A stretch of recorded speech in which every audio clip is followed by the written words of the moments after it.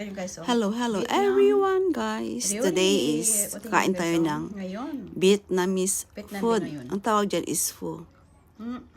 So guys, today is meron tayong Vietnam day sa namin sa work namin, no. Meron kami mga coworker na mga Vietnamese. So ano sila nag-offer ng lunch for all. Bali kasama ng mga residents lahat-lahat 'yon. Eto, gumawa sila guys ng pho, noodles, Vietnam na at saka salad. Then meron silang ginawang yung parang ground meat na chicken na pinano nila doon sa may bang tawag doon? Eto, tanglad pag sa sa Negros. Ano bang tawag yun sa English? Marami ang sarap guys. Kaano ko lang, ano ba yung tawag doon sa kanila? First time to try ng kanyang recipe, no?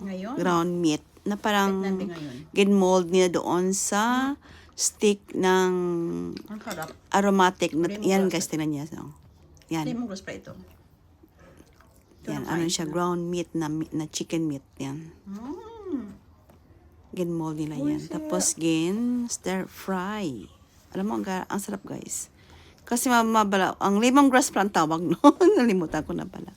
Lemongrass pala yung guys, ang stick ng lemongrass. In-mold na doon ang ground meat na chicken. Chicken breast pa yun, tawag doon. Guys, ang sarap. Japanese po. Vietnamese pho, salad, and meron tayong chicken meat na mold sa lemongrass. Thanks for watching. Beef.